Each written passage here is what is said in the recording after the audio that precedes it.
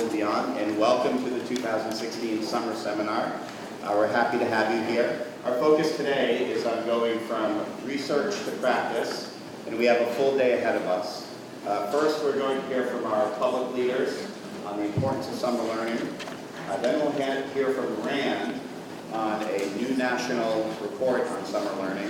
And finally, we'll hear from Katie Tosh of Boston After School and Beyond on data from your programs and how kids did in the summer of 2016. But to get us started today, I wanted to introduce you to some of your own students, some of the 10,000 who are part of the 2016 Boston Summer Learning Community. This was Boston's submission for National Summer Learning Day. Now just let the video speak for itself. Happy Summer Learning Day! Happy Summer Learning Day! Happy Summer Learning Day! Happy Summer Learning Day! We are going to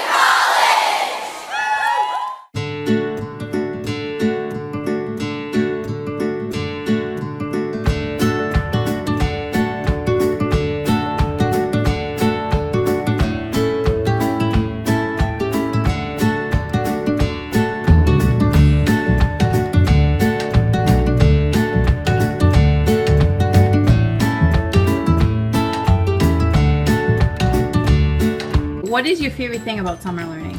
My favorite thing is that we can keep our brains healthy and make sure we know something before we go into 7th grade. This summer I was looking forward to learning about different animals I haven't learned about and how they smell. Learning needs to have fun, be kind, be respectful, and responsible, and have fun learning. My favorite part is being able to review the subject I learned during school. My favorite part is also meeting new people and doing groups and projects. My favorite thing about summer learning is DLA and swimming. I came to study summer because I want to go to college. One of the things that we do in my class, we play Integer War, and it's a really, really fun card game. And also we do rapid fire relay. You gotta check it out. I get to find new friends, and I get to learn how to sail and swim. Summer learning is basically having fun, but you're also learning at the same time, like with doing Lego robotics. You're having fun and also learning. If I was at home and I wasn't good at sailing, I'll be bored.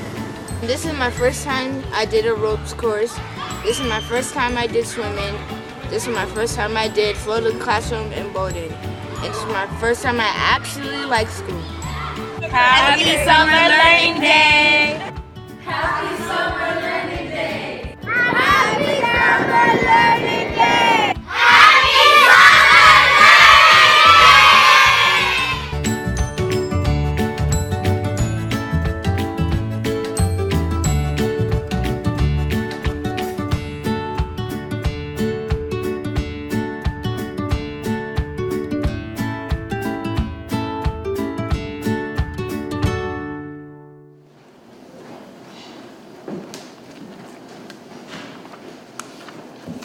Thank you for that video. This video was actually made. Sites sent in their own videos, and then Olivia on our staff, she was an intern this summer, compiled everything and put it together under the direction of Danielle Kim.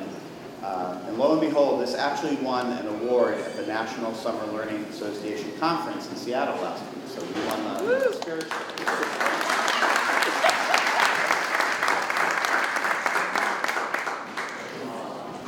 So in this room, we have the programs who are part of the summer learning community. There are 127 of them serving over 10,000 students this year, along with our research partners and our funding partners.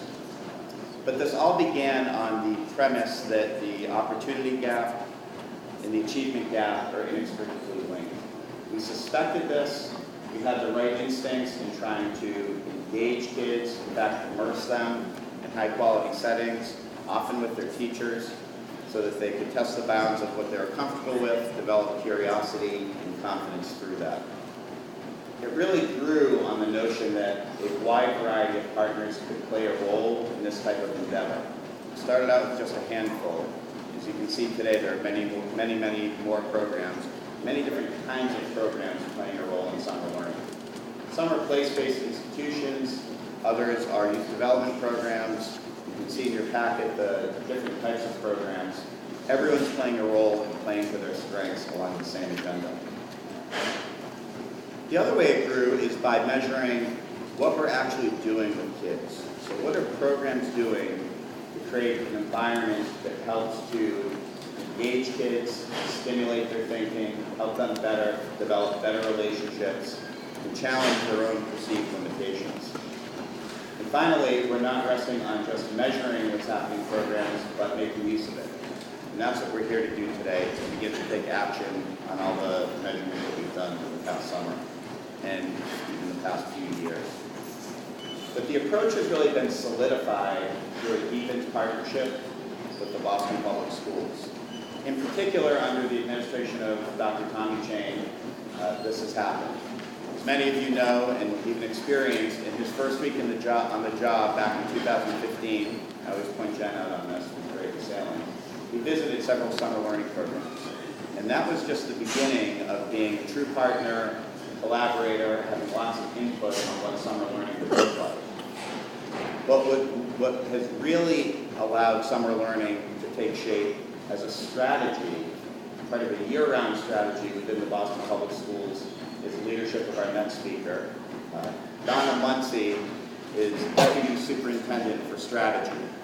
Don't let that single word strategy fool you. Pretty much everything under BPS falls under her in some way.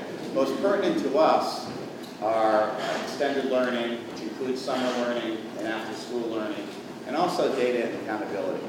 And Donna has been a true champion, but more than that, has taken immediate action to enable more and better summer learning in concert with the Boston Public Schools all across the city. And it's no surprise her reputation precedes her. She's had several senior leadership positions nationally, most recently at the LA Unified School District, before that in Prince George's County, also in Santa Monica and St. Mary's County, Maryland. So with that, let me turn it over to Donna Muncy.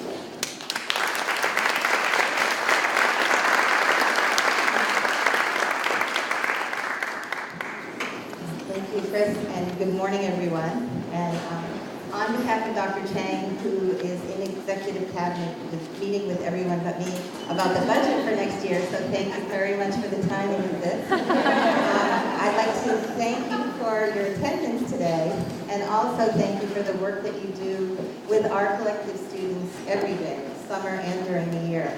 I told Chris that I would begin by saying, because this is absolutely the truth, last year's meeting that was held about this time, where you all were looking at your data, we had a roundtable discussion, was probably one of the most exciting meetings of last year for me. Partly because I've never seen people so excited about data before, and partly because I've never seen people dig into the data and start thinking immediately about what it means for program improvement. So I'm thrilled that we have another opportunity to meet together and start this work again. I'm really looking forward to the little bit of the conversation that I'll be able to stay for. And I also want to tell you that I wrote home about last year's meeting. I sent LAUSD a letter and I said, somebody has to be here this year, so the meeting kind of crept up on me. Somebody has to be here next year to watch what happens when there's a true commitment from the community, the schools, and partners from across all sectors to work together for the betterment of summer, for summer learning, and for the betterment of all of our students. So thank you for what you do, and thank you so much for your attendance today.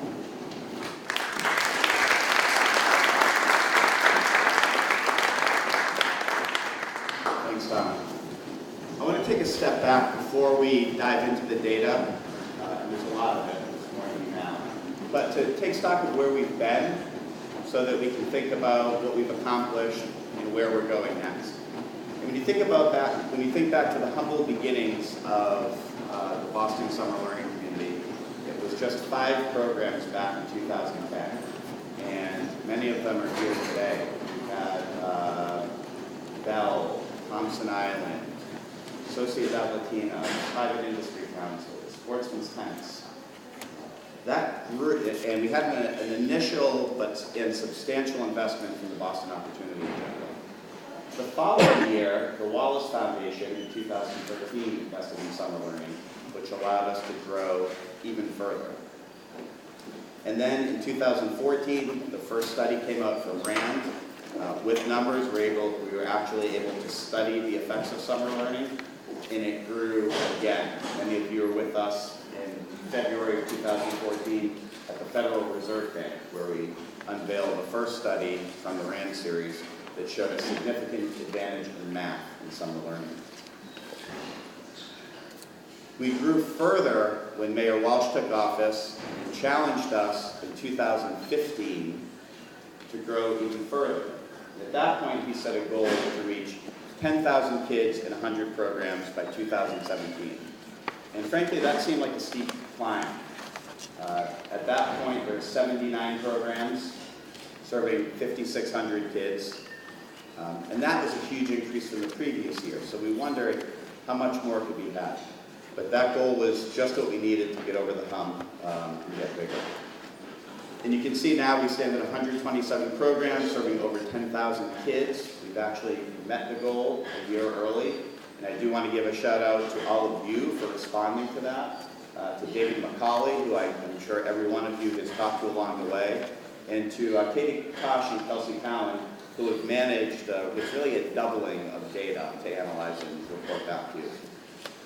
I want to take a minute to talk about why is there strength in numbers? What can we do together that we can't do alone?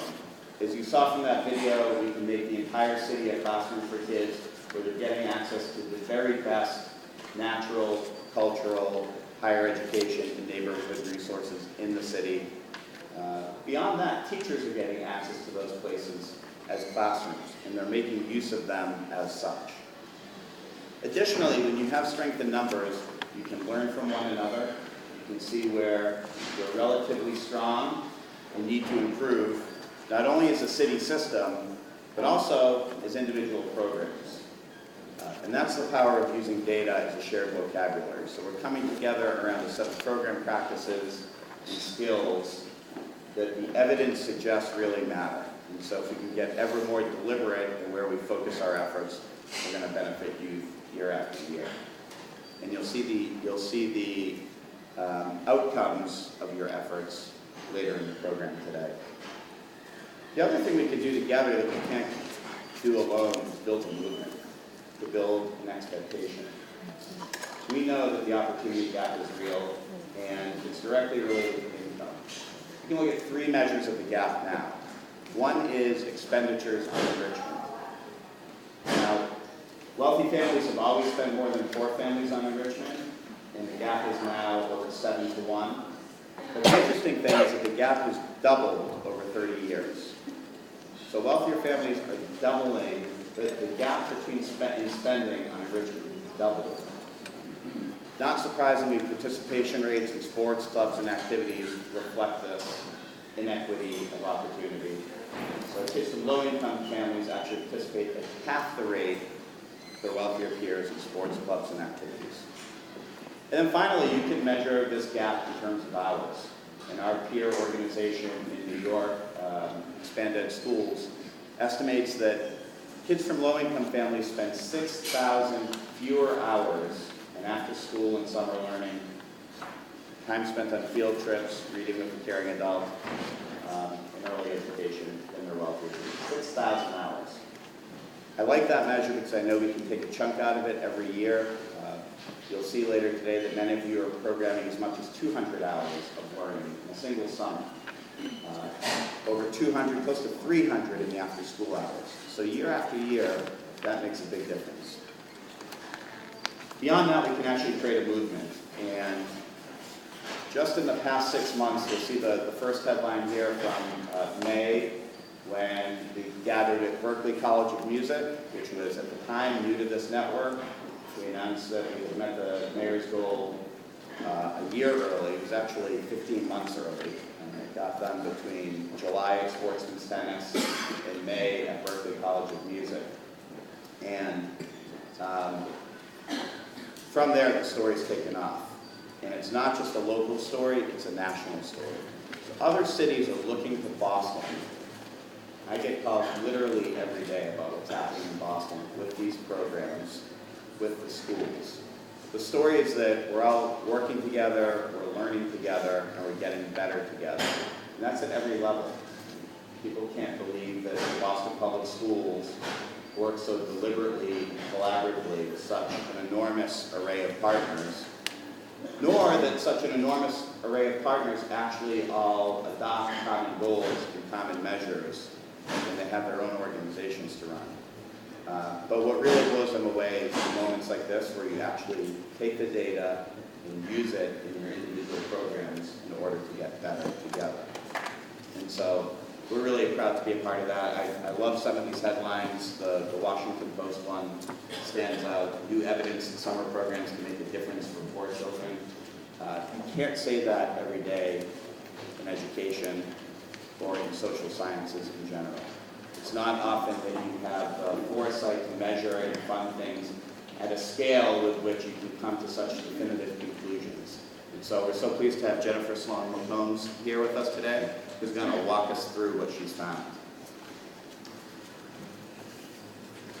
And then finally, by working together, we can actually imagine having every single student in Boston connected to a high-quality summer learning experience. Not just kids from some schools or others, or parents who have kids whose parents have means, but every single young person could get access. So we're starting to look at this, and you can see behind me, this is the distribution of programs throughout the city, but also beyond the city. What I like about this shows that there are programs taking root in just about every neighborhood. The size of the dot reflects how big they are. And that beyond that, we're sending kids, with your help, to the Harbor Islands, the Blue Hills, overnight camps. They are going everywhere you are, and I think that's a tangible way that we're closing the opportunity out. We're having kids experience things they otherwise wouldn't have experienced, meet people they wouldn't otherwise have met, and form transformational, often lifelong collaborations with this new network. And while they're at it, they're actually doing better in school. Because of it, they're doing better in school. How many things can you say that about? All right, so with that, I would like to attempt a transition. We started small, we got bigger. We celebrated our growth in scale back in May at the Berkeley College of Music after launching the mayor's goal at Sportsman's Tennis on Blue Hill Ave. Today we're here to look at the impact of this growth in scale together. And it's really fitting that we're at the YMCA of Greater Boston. The Y on its own added 7 sites from 2015 to 2016, contributing to us our ability to reach 10,000 students citywide. And it's really no surprise when you look at the leadership. James Morton joined the Y last year, in 2015, after heading up the Y in Springfield, Massachusetts, and most recently Hartford, Connecticut. His reputation too preceded him. We knew that he was a strong leader, but he also had a really strong reputation for collaboration. And he is putting his foot on the gas here, forming collaborations with a wide variety of programs, but also the Boston Public Schools, Boston After School and beyond. We are so pleased to have his voice in testifying for House Bill 4033, filed by Chairwoman Alice Peisch, who's joined us. And just a great voice on summer learning and youth development in general. So with that, let me introduce James Morton.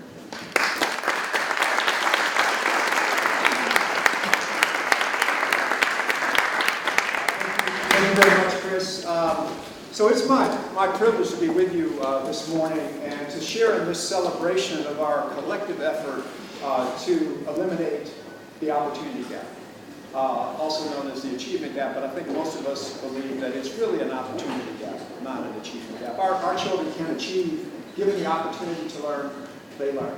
And so we keep giving those opportunities. I mean, 127 programs, that's an amazing accomplishment. 10,000 children served, what an amazing accomplishment. I want to welcome you to the YMCA of Greater Boston. This is America's first YMCA, and it is our goal to be America's education Y. And we're doing everything that we can to support the educational success of children across the continuum of learning from cradle to college to career. And our goal is to make sure that we're doing the best we can to support children at all of those different intervals. Allow me to thank each of you, every last single one of you in this room, for what you do every day. And what you do every day is you put children first. And by putting children first, and with respect to the accomplishments you're going to celebrate later today, by putting children first, you are inspiring hope among all of us, that we can in fact eliminate the opportunity gap. And you're inspiring hope in those children that they can accomplish just about anything that they set their minds to accomplish. So thank you very, very much for everything that you and your organizations do each and every day to put children first and to inspire hope. Chris, I want to thank you a million times over for your leadership and your advocacy in connection with providing children with the opportunities that they need and that they deserve. Thank you for everything you do to advocate for the most vulnerable amongst our children. Thank you. And now I have the absolute privilege and pleasure to introduce someone who does not need an introduction to many of us. Our mayor has repeatedly demonstrated his commitment to the education of all children at all levels.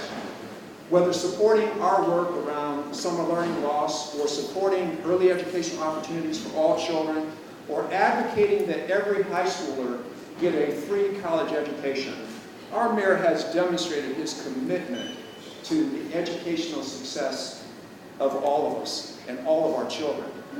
And so it is my pleasure to introduce who I think is the education mayor of America. He has made this a priority in his administration, and I think that our communities are going to benefit from his leadership. So without further ado, Mayor Marty Walsh.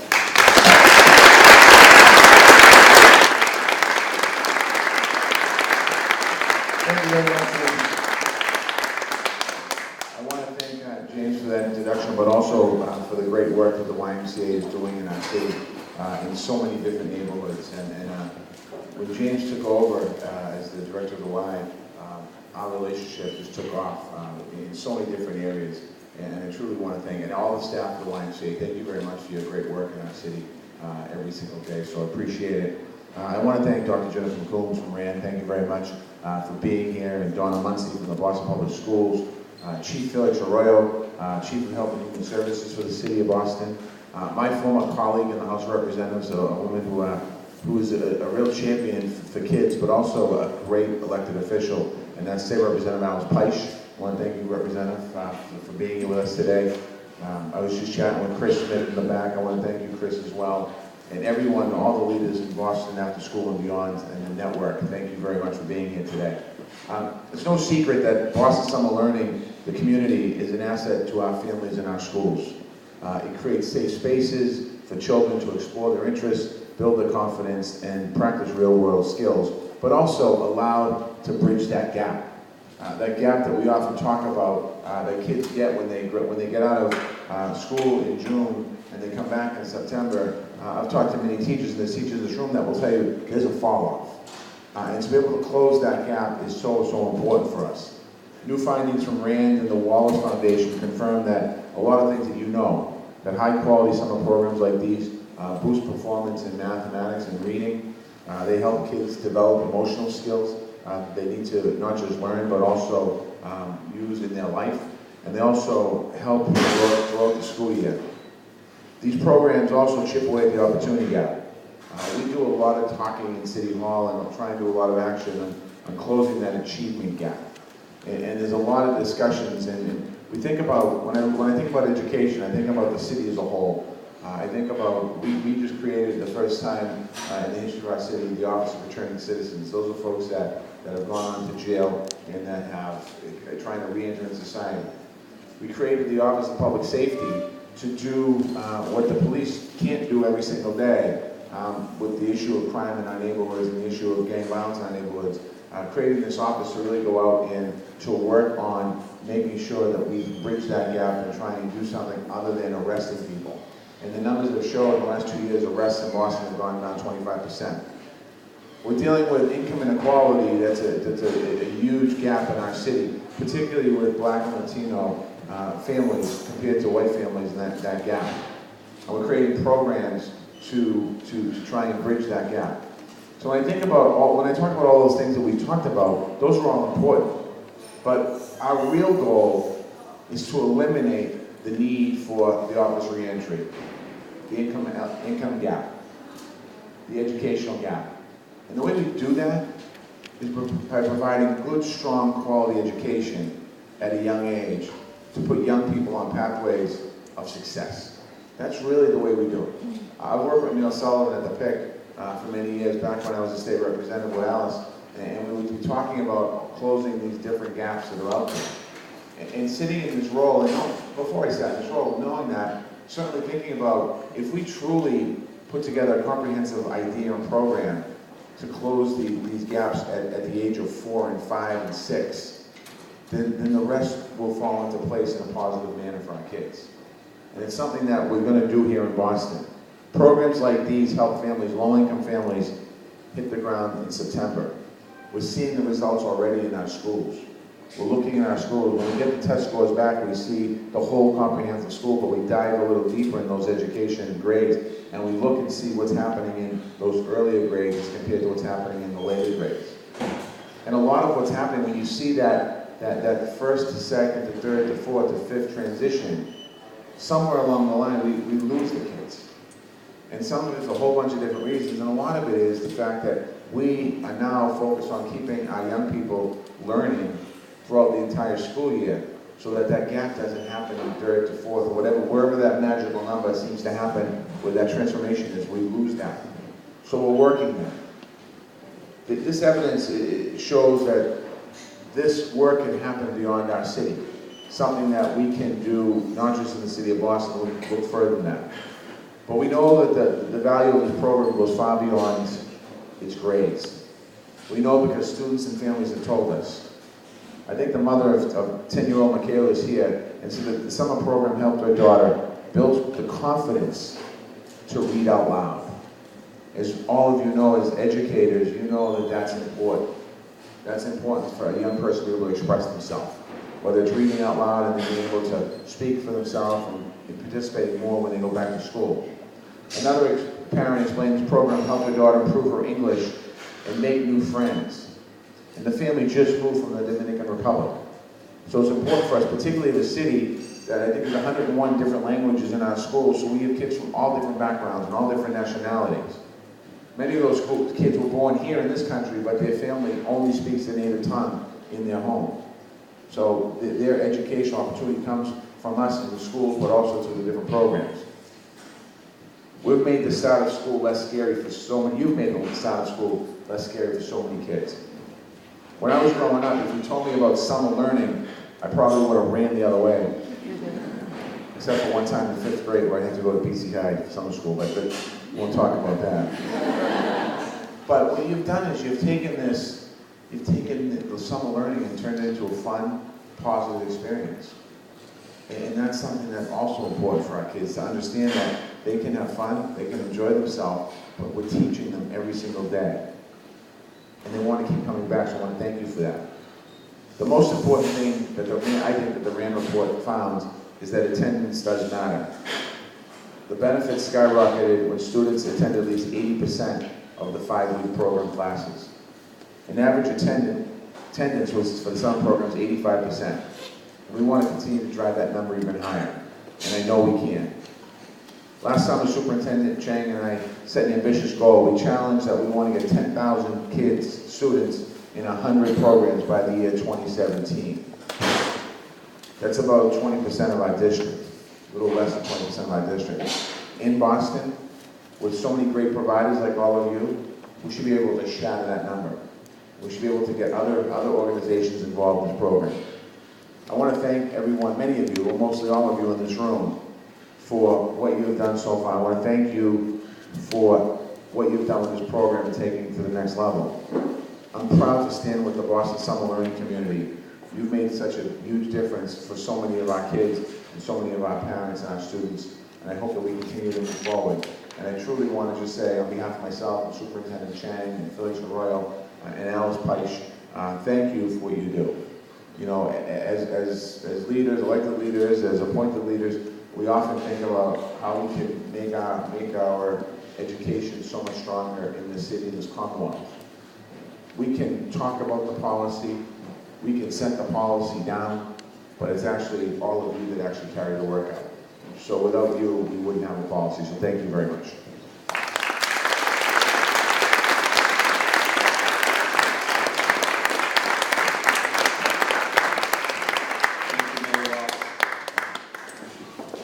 It's great to hear Mayor Walsh's perspective on the value of summer learning citywide, how it teaches kids new skills, gets other groups involved, and makes the start of the school year that much less scary. I can certainly relate to that. I want to show you one more quick video. We asked a simple question. Mayor Walsh just answered it. Why does summer learning matter? Here's what people had to say.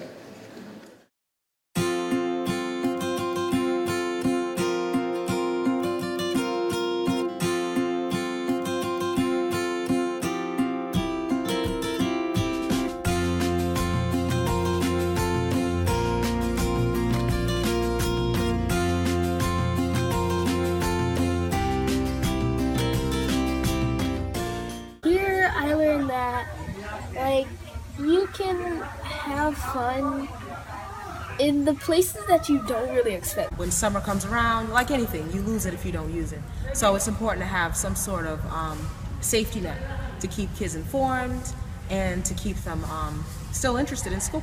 I learned how to open up to a different environment and meet new people that are from different backgrounds. Summer learning is important because it gets them active, both physically and mentally. I learned to swim.